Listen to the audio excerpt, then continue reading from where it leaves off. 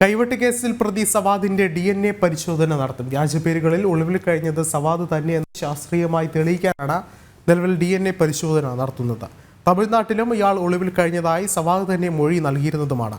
തമിഴ്നാട് ദിണ്ടിഗലിലാണ് 2 വർഷത്തോളം സവാദ് ഒളിവിൽ കഴിഞ്ഞത്. 13 വർഷം ഷാജഹാൻ എന്ന പേരിലായിരുന്നു സവാദ് ഒളിവിൽ കഴിഞ്ഞത്. പിടിയിലായപ്പോഴും താൻ സവാദല്ല ഷാജഹാനാണെന്നായിരുന്നു ആദ്യം പറഞ്ഞിരുന്നത്.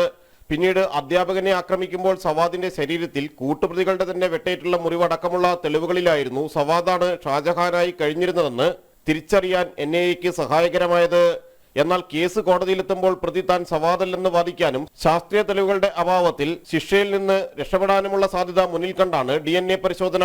2010 ജൂലൈ 4-നായിരുന്നു ചോദ്യപേപ്പറിൽ മതനിന്ദ ആരോപിച്ച് തൊടുപുഴ ന്യൂമാൻ കോളേജ് അധ്യാപകൻ പ്രൊഫസർ TJ ജോസഫിന്റെ കൈപ്പത്തി സവാദിന്റെ നേതൃത്വത്തിൽ വെട്ടിമാറ്റിയത്. കൃത്യത്തിന് ശേഷം ഒളിവിൽ കഴിഞ്ഞ സ്ഥലങ്ങളിൽ തമിഴ്നാടുമുണ്ടെന്ന് പിടിയിലായ ഉടൻ നടത്തിയ ചോദ്യം ചെയ്യലിൽ സവാദ് വെളിപ്പെടുത്തിയിരുന്നു. വിശദമായ ചോദ്യം ചെയ്യലിലാണ് തമിഴ്നാട് ദിണ്ടിഗലിലാണ് ഒളിവിൽ കഴിഞ്ഞതെന്നും എസ്റ്റേറ്റ് മേഖലകളിലും മലയോര ഭാഗങ്ങളിലുമെല്ലാമായി 2 വർഷം കഴിഞ്ഞതായും മൊഴി നൽകിയത്. കേസിൽ പിന്നീട് അറസ്റ്റിലായ ചില പ്രതികളും സവാദിനൊപ്പമുണ്ടായിരുന്നു. മഴുകൊണ്ട് കൈപ്പത്തി വെട്ടിമാറ്റിയതും സവാദായിരുന്നു.